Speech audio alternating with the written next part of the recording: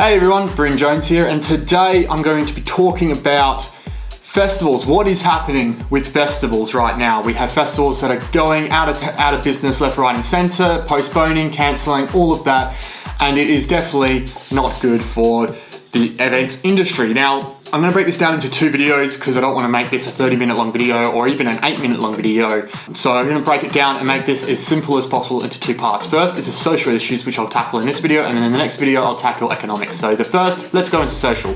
Now, the social reasons why festivals aren't doing very well at the moment are not as major as the economic ones, but they are still worth noting because they do have knock-on effects. The first and foremost being that Gen Z, who typically your age groups that go to festivals that are the majority of your big sort of market, is going to be between the ages of 18 and 25 or 18 and sort of 27.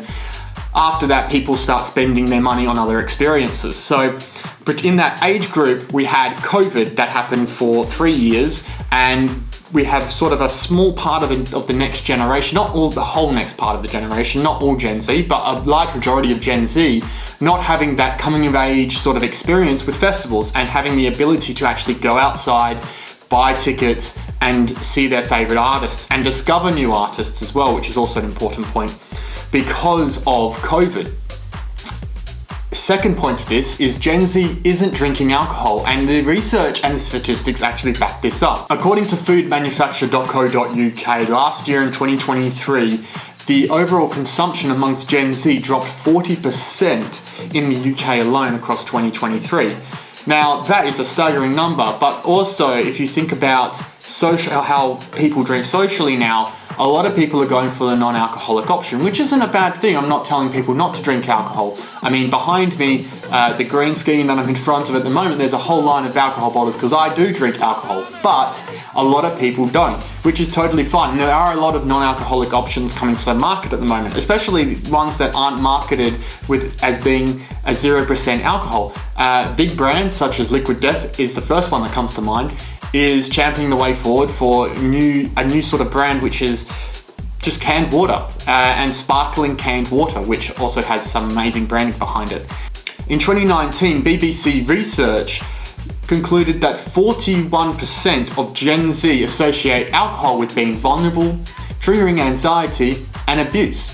So when a demographic, and quite a large demographic of that, doesn't drink alcohol, it stems into also not wanting to attend festivals in a certain way. It's a loose thing, and the reason why I say it's a loose thing, because people who don't drink alcohol still go to festivals. That's not up for debate, but they do spend less at a festival, which means has knock-on effects, which means the festival can't charge as much as they want to, or they don't make as much, I should say, as they want to from their beverage sales. It also means that the sponsorship deals that festivals absolutely need with beverage brands, they can't really demand as much because their demand power for alcohol at their festivals is dropping.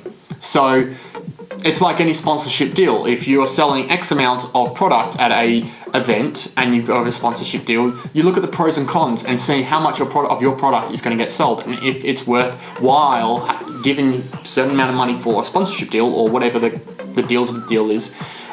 There's not as much bargaining power and for the festivals with their beverage brand and potential sponsorships.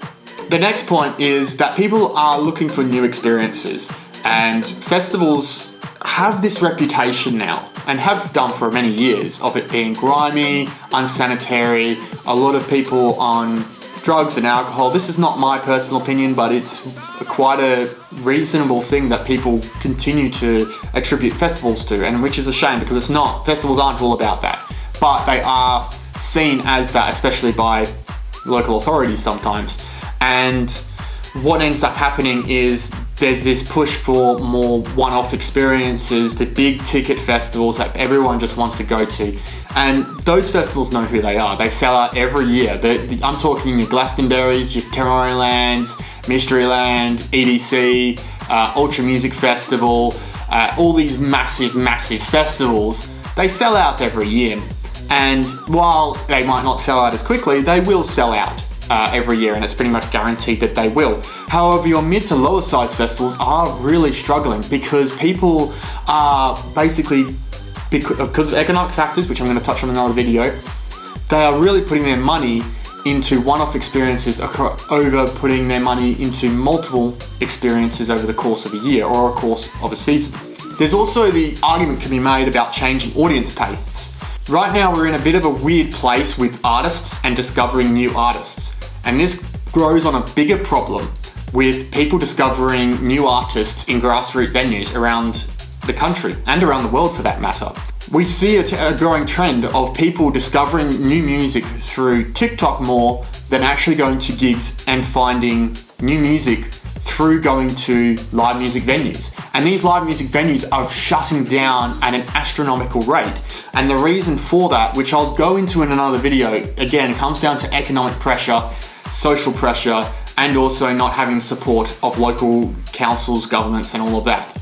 Bigger artists, obviously you're going to get booked. But the smaller artists, people aren't drawn to the smaller artists as much. Obviously, when it comes down, if you break this into monetary terms, it means that the bigger artists are still able to charge their high fees or whatever their fees are, and the smaller artists do get paid less. That's simple economics. However, those artists, people aren't going to go to see the smaller artists, and the festivals have to take much more risk in getting the bigger artists over, opposed to having a large lineup of smaller artists, because they just people don't have the interest in seeing the smaller artists like they used to. As I mentioned before, COVID was a massive issue. A lot of people aren't discovering new artists in grassroots venues and live music venues like they used to. And that doesn't even mean bands. That also means DJs and producers and people who are actually really, really good.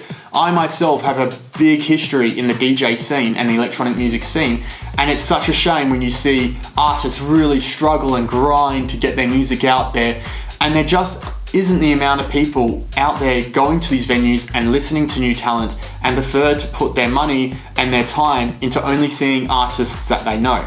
The other social issue, I think, finally, and this is a bit more of my own opinion, is that people are really looking for something more than the traditional model of a festival, the grubby sort of side of a festival where you come to expect that it's not going to be that luxury and that you are going to have to forego showers for a couple of days. I think that sort of era is done with, and I think people don't really want to spend, £400 on experience where they can't shower for 3 or 4 days.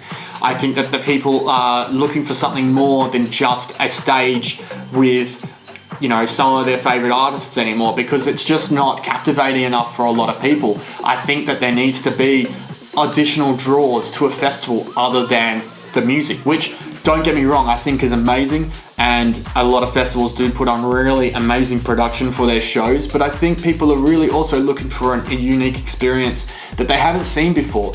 How often have you gone to a festival year in, year out, and it's, after 2 years of going to the festival, the same festival by the way, you see some of the familiar names pop up again on the third time on the artist roster. And this comes back to that other issue I was talking about with seeing smaller artists and being able to book small artists that will actually sell tickets. It's also about creating experiences within the festival, whether they be experiential experiences within the festival, which draws people in and gives people something new.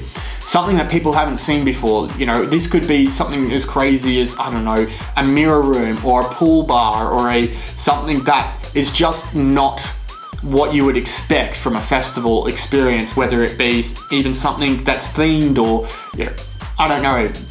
There's plenty of options out there to do, and it just means you just have to become more creative and adapt it to a large-scale audience, which is the hard part, because usually bespoke and experiential experiences are for a smaller audience.